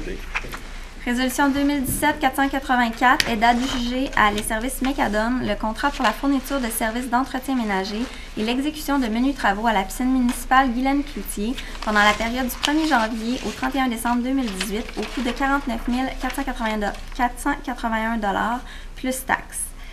Résolution 2017-485 est d'adjuger à les services Benson le contrat pour la fourniture de services d'entretien ménager dans l'hôtel de ville pendant la période du 1er janvier 2018 au 31 décembre 2019 au coût de 36 580 plus taxes pour l'année 2018 et de 37 500 $ plus taxes pour l'année 2019. Résolution 2017-486 est d'autoriser la greffière ou l'assistante greffière à demander des soumissions pour la réalisation des projets suivants, soit le réaménagement du bâtiment résiduel ayant abrité l'ancien hôtel de ville portant maintenant l'adresse civique 101 avenue Sainte-Julie et la réfection du poste de pompage Chanoine-Brochu. Merci, Madame la greffière. En fait, 486, on en a parlé tout à l'heure lors du dépôt du budget, là, de la réfection de l'ancien hôtel de ville et puis de la station de pompage Chanoine-Brochu. Ça fait partie de nos projets de réalisation en 2018. Alors, je prendrai un proposeur pour ces trois résolutions, s'il vous plaît. Je le propose, Monsieur le maire. Monsieur Marc Langlois, appuyé de? L'appui du maire. De Bernard Boulay. Est-ce qu'il y a des questions, des commentaires? Adopté? Adopté. Adopté. Résolution 2017-487 est d'autoriser M. Jean-François Roy, directeur des loisirs, de la culture et de la vie communautaire, à formuler pour et au nom de la Ville de Montmagny une demande d'assistance financière auprès du ministère des Forêts, de la Faune et des Parcs du Québec dans le cadre du programme de soutien pour l'ensemencement des lacs et des cours d'eau 2018-2019 pour l'organisation de l'activité Fête de la pêche à Montmagny en 2018. Résolution 2017-488 est d'autoriser la présentation d'une demande d'aide financière au ministère des Transports dans le cadre du volet Accélération des investissements sur le réseau routier local, à même le programme Réhabilitation du réseau routier local pour la réalisation d'un projet visant l'ajout d'îlots et de trottoirs en bordure du chemin des Poiriers. Résolution 2017-489 est d'approuver le contenu et d'autoriser l'envoi au ministère des Affaires municipales de la programmation de travaux révisée datée du 18 décembre 2017 et de tous les autres documents exigés par ce ministère en vue de recevoir la contribution gouvernementale qui lui a été confirmée dans une lettre du ministre des Affaires municipales et de l'occupation du territoire, et ce, à même le programme de la TSCQ pour l'année 2014 à 2018, et de s'engager à réaliser le seuil minimal d'immobilisation en infrastructure municipale fixé à 28 $ par habitant par année, soit un total de 140 $ par habitant pour l'ensemble des 5 années du programme. Merci, Mme la greffière. Bien, en fait, pour la résolution 487, activité de la pêche, bien, comme à toutes les années, au mois de juin, bien, il y a une activité de la pêche dans la rivière du Sud. Dans la rivière du Bois-Saint-Nicolas, on a de l'ensemencement qui se fait, alors c'est bien apprécié par la population, donc on continue à soutenir cette initiative-là. Et puis, concernant la résolution 488, bien, en fait, c'est pour ce projet d'aide financière-là, il est déposé pour sécuriser le coin du chemin des Poiriers et du boulevard Taché. Souvent, à la lumière de cette intersection-là, les gens ils vont prendre des raccourcis pour tourner en direction du chemin des Poiriers, ce qui rend l'intersection dangereuse. Alors, ce projet-là vise à venir sécuriser, y mettre des bordures de rue et des chaînes de trottoir, de sorte que ça va être sécuritaire pour les piétons, ça va être sécuritaire aussi pour les automobilistes. Alors, pour ces trois résolutions, je prendrai un proposeur, s'il vous plaît. Je vais proposer, moi, M. le maire. Madame Sylvie Boulay, secondée de... Je vais l'appuyer. Yves Gendreau. Est-ce qu'il y a des questions, des commentaires? Non. Adopté? Adopté. Adopté. Résolution 2017-490 est d'autoriser le directeur des loisirs, de la culture et de la vie communautaire à présenter le projet intitulé « Aménagement d'un sentier réfrigéré pour le patinage » auprès du ministère de l'Éducation et de l'Enseignement supérieur dans le cadre du programme de soutien aux installations sportives et récréatives Phase 4, pour lequel des fonds sont disponibles, à même le Fonds pour le développement du sport et de l'activité physique. Résolution 2017-491 est d'autoriser le directeur des loisirs, de la culture et de la vie communautaire à présenter le projet intitulé « Aménagement d'une piste multifonctionnelle BMX et pump track » auprès du ministère de l'Éducation et de l'Enseignement supérieur dans le cadre du programme de soutien aux installations sportives et récréatives FASCAP, pour lequel des fonds sont disponibles, à même le Fonds pour le développement du sport et de l'activité physique. Résolution 2017-492 est d'autoriser le directeur des loisirs, de la culture et de la vie communautaire à présenter le projet intitulé « Réaménagement du parc de planches à roulettes Skate Park » auprès du ministère de l'Éducation et de l'Enseignement supérieur dans le cadre du programme de soutien aux installations sportives et récréatives FASCAP, pour lequel des fonds sont disponibles, à même le Fonds pour le développement du sport et de l'activité physique. Merci, Mme la greffière. Bien, comme il a été présenté tout à l'heure dans le cadre du budget 2018, bien, on a dit que si on réaliserait des travaux conditionnellement à certaines subventions, donc ça en a fait partie. On dépose ces projets-là. Si c'est accepté, bien, on va pouvoir réaliser ces projets. Et puis, on est bien heureux qu'il y ait un programme qui nous permette justement de répondre à des besoins que la population nous exprime depuis plusieurs années, c'est-à-dire réaménager certaines infrastructures ou en développer d'autres. Alors, pour ces trois résolutions, je prendrai un proposeur, s'il vous plaît. Je vais proposer, M. Bernard Boulay, secondé de Jessie Croteau. Est-ce qu'il y a des commentaires, des questions? Adopté? Adopté. Adopté. Merci. Résolution 2017-493 est d'adopter les règles constitutives du Comité Santé-Mieux-être telles qu'apparaissant au document daté du 18 décembre 2017 et intitulé « Règles constitutives Comité Santé-Mieux-être », lequel remplace toute règle adoptée antérieurement. Résolution 2017-494 est d'adopter la politique intégrée relative à la santé, à la sécurité et au mieux-être en milieu de travail datée du 18 décembre 2017, proposée par le Comité Santé-Mieux-être suivant sa révision de la politique en vigueur adoptée le 5 décembre 2011 et révisée le 1er décembre 2014, la politique révisée visant essentiellement les mêmes objectifs que celle ainsi révisée. Merci, Madame la greffière. Pour ces deux résolutions, je prendrai un proposeur, s'il vous plaît. M. Gaston Morin, secondé de Mme Sylvie Boulay. Est-ce qu'il y a des commentaires, des questions? Non. Adopté? Adopté. Adopté. Résolution 2017-495 est d'autoriser le maire et la greffière à signer pour et au nom de la Ville de Montmagny des contrats pour l'achat des œuvres d'art destinées à la collection municipale, soit avec l'artiste Réal Fontaine pour l'achat d'une huile intitulée « Regard vers demain, famille Joseph Robin Montmagny 1912 » et avec l'artiste Ghislaine Riendeau pour l'achat d'une acrylique et technique mixte intitulée « Habitat urbain ». Résolution 2017-496 est d'autoriser le maire et la greffière à signer pour et au nom de la Ville de Montmagny le premier amendement apporté à l'entente conclue avec Corporation du Camping Pointe-aux-Oies et signé le 27 avril 2017, établissant les modalités entourant l'exécution par cet organisme de travaux d'entretien du site du Parc Saint-Nicolas, le dit amendement ayant pour but d'ajuster le prix payable pour l'entretien du site sur une base annuelle en 2018. Résolution 2017-497 est d'accepter le don à titre gratuit d'un piano proposé par M. Louis-Jacques Fournier pour permettre la réalisation du projet piano public sur des espaces publics extérieurs de la ville, mais en contrepartie de l'émission d'un reçu aux fins d'impôt pour don de charité au montant de 500 $. Concernant la résolution 495, ça fait partie de notre politique culturelle de faire l'acquisition d'œuvres d'art. On a un comité de sélection qui participe aux expositions qui sont faites à différents endroits, soit à la bibliothèque ou à la maison Pascal, à la maison Taché. Et puis, ces personnes-là, bien, en fait, sélectionnent un certain nombre d'œuvres d'art à partir de critères qui sont établis dans le cadre de la politique. Et puis, à la fin de l'année, on en fait la sélection pour un montant de 1 500 $. On a un budget qui nous permet de faire l'acquisition de certaines œuvres d'art de ce montant-là. Et puis, concernant la résolution 497, on parle de dons de piano. En fait, c'est un projet qui va débuter en début de l'été. C'est qu'on va mettre à la disposition de la population un piano extérieur public qui va être protégé minimalement contre les intempéries, mais pour permettre justement l'activité artistique des jeunes ou des moins jeunes, bon, qui vont, ça va être probablement là, installé pas loin de la bibliothèque dans un premier temps. Et puis les gens vont pouvoir exprimer leur talent en jouant de la musique, puis animer le milieu. Puis ça va faire une activité culturelle intéressante et puis ça va probablement faire découvrir des talents qu'on ignore. Alors, ça va être un beau projet, une belle initiative du milieu. Et puis, on va suivre ça de près. Alors, pour ces 3 propositions, je prendrai un proposeur. Pour ces 3 résolutions, je prendrai un proposeur, s'il vous plaît.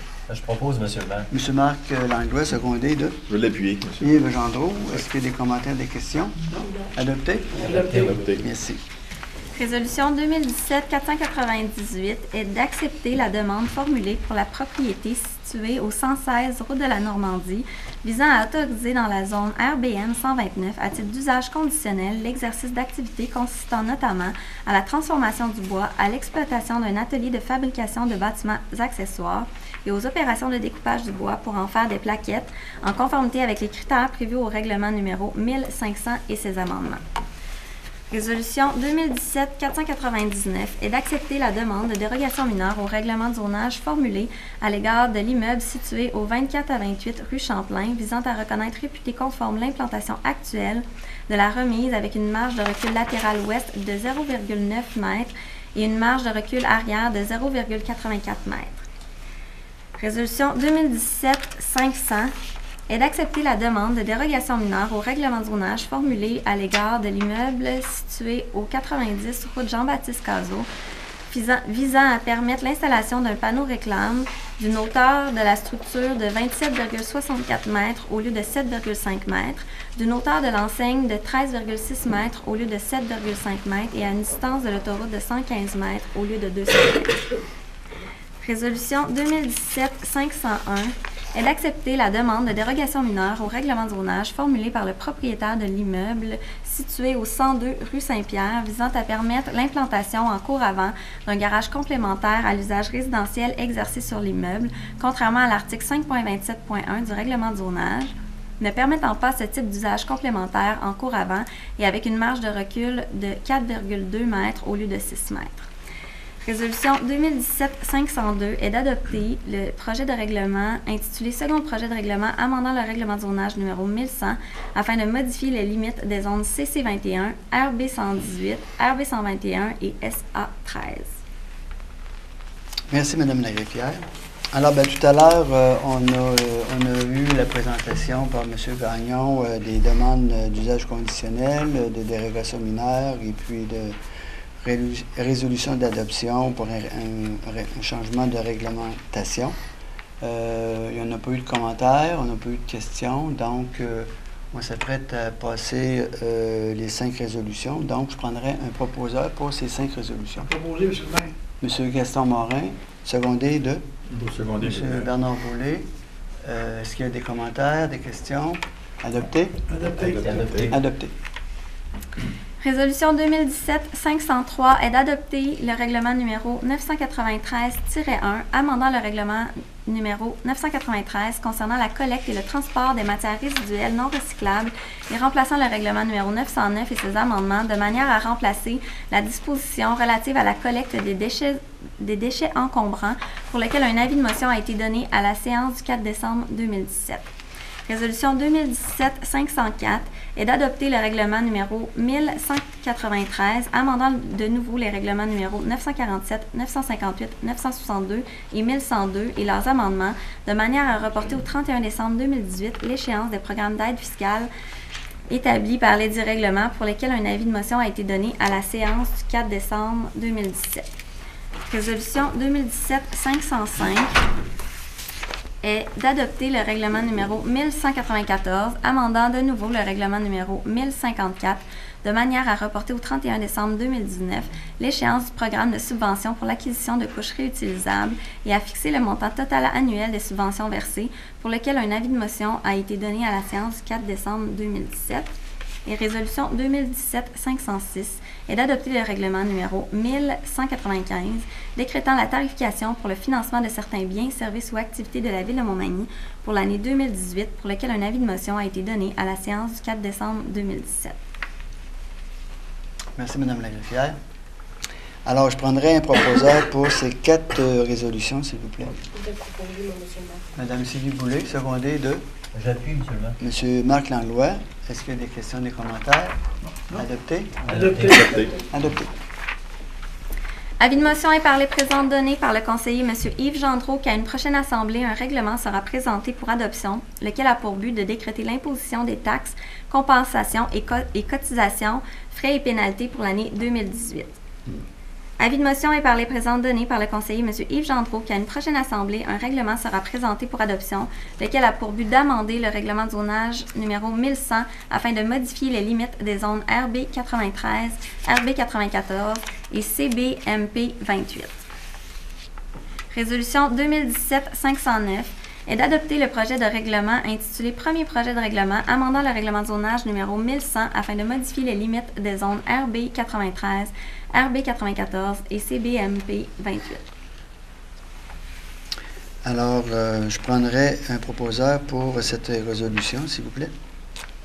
Je vais proposer, moi, M. le maire. Madame Sylvie Boulay, appuyée de Gaston Morin. Est-ce qu'il y a des commentaires, des questions? Adopté. Adopté? Adopté.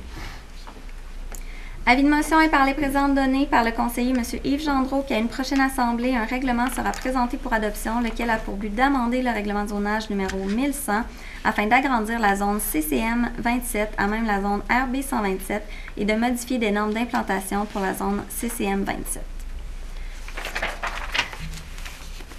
Résolution 2017-511 est d'adopter le projet de règlement intitulé Premier projet de règlement amendant le règlement de zonage numéro 1100 afin d'agrandir la zone CCM 27 à même la zone RB 127 et de modifier les normes d'implantation pour la zone CCM 27. Merci, Mme la greffière. Alors, je prendrai un proposeur pour cette résolution. Je vais proposer, M. le maire. M. Marc Langlois, secondé de Je vais l'appuyer, M. le maire. Jessie Croteau. Est-ce qu'il y a des commentaires, des questions? Non. Adopté? Adopté. Adopté. Avis de motion est par les présentes données par le conseiller M. Yves Gendreau qu'à une prochaine assemblée, un règlement sera présenté pour adoption, lequel a pour but de décréter une dépense et un emprunt de 1 850 000 $ pour des travaux de réfection de la 4e rue entre la 3e avenue Sud et la 6e avenue. Le projet de règlement sera financé par emprunt et remboursé par la taxation de tous les immeubles du territoire. Avis de motion est par les présentes données par le conseiller M. Yves Gendreau qu'à une prochaine assemblée, un règlement sera présenté pour adoption, lequel a pour but de décréter une dépense et un emprunt de 735 000 $ pour des travaux de remise en état des piscines municipales intérieures Guylaine-Cloutier et extérieures Pointe-aux-Oies, de remise en état de l'aréna municipale ainsi que pour la construction d'une nouvelle phase du projet Circuit des Trois-Ponts. Le projet de règlement sera financé par emprunt, dont le mode de remboursement sera par la taxation de tous les immeubles du territoire. Merci, Mme la greffière. Alors, nous serions rendus à la période des questions. Si quelqu'un dans la salle a une question à poser, bien, veuillez vous présenter au micro, vous présentez votre nom, votre adresse et puis poser votre question. Donc, je vois qu'il n'y a pas de questions dans la salle. Alors, avant de prendre une proposition pour la levée de l'Assemblée, bien, d'abord, je tiens à vous remercier d'être présent. Et puis aussi, je tiens à vous souhaiter, au nom des membres du conseil municipal et à mon nom personnel, un joyeux Noël, de profiter du temps des fêtes pour refaire le plein d'énergie. Et puis, de profiter aussi de ce temps-là pour rencontrer les personnes qui vous sont chères, de profiter de ce temps-là pour prendre contact avec toutes les belles installations sportives et récréatives que nous avons ici dans notre ville, et puis de profiter du bon temps et de nous revenir aussi en santé en 2018. Et puis, si vous prenez la route, bien, soyez prudents.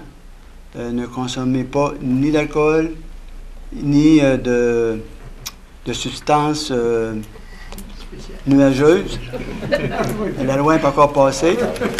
Et puis, nous souhaitons parler avec vous et non parler de vous aux nouvelles. Alors, je vous remercie d'abord de votre présence et puis je vous souhaite une belle fin de soirée puis à l'année prochaine. Merci. Bonsoir. Pour la proposition de la Proposition de la fermeture. Je pense qu'on ne fermera pas l'ordre du jour et qu'on va rester plus longtemps. Non. Alors, merci, Mme la greffière. Alors, de ce rappel, je prendrai un proposeur pour la levée de l'Assemblée, s'il vous Je vais plaît. proposer, moi, M. le maire. D'accord, merci, Mme Sylvie Boulay. Secondé de M. Gaston Morin. Alors, est-ce que c'est adopté? Adopté. Merci et joyeuses fêtes. Merci tout le monde, joyeuse fête.